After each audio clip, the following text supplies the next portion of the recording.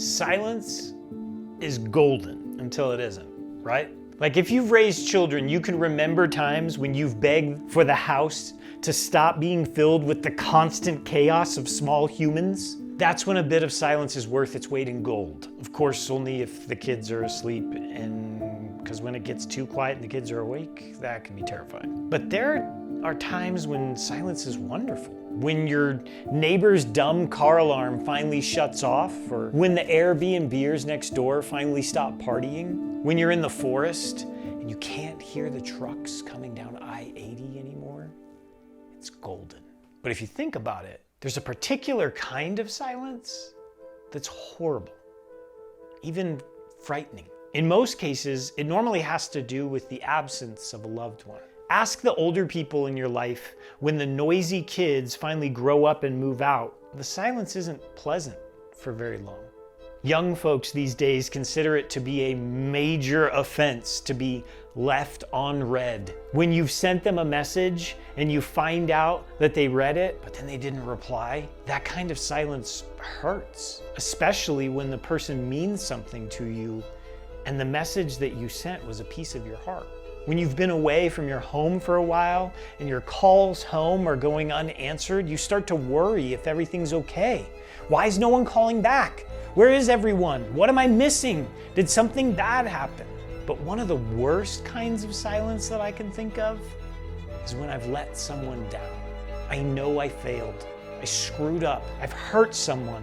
And when I want to try to make it right, they won't respond. What's going through their mind? Will they accept my apology? Will they ever talk to me again? That moment of silence is full of fear and regret as you keep thinking about what you said and what you did and how the other person could never forgive you. If you've been there like I have, you know a piece of what I mean when I say that I am Peter. On Friday, Peter saw that look in Jesus' eyes after failing him. Peter saw the pain. Not a "I told you so" kind of pain, but the pain of knowing the truth. And the truth was betrayal. And then Jesus died. And I imagine that Peter agonized over the thought that he'd never get to set things right with Jesus.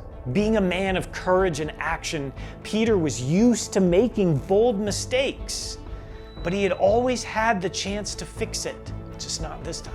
The regrets associated with words that can never be said or unsaid, they can haunt us all.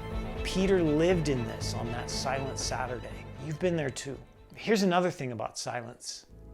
Scripture is silent about what happened on Silent Saturday. I mean, we know what happened on Friday. We rejoice that it culminates on Sunday, but what was going on Saturday? The truth is, we don't really know. But if we think about it a bit, we could probably say a few things. Though Jesus died bodily, we know his soul did not perish. We also know that he remained consistent in his character because God, his godly character, never wavered.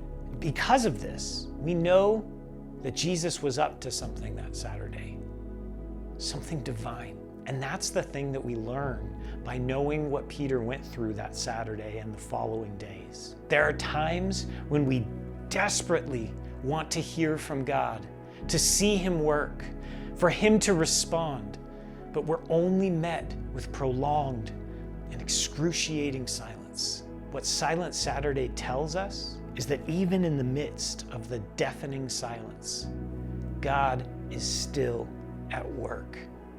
He's still doing something divine.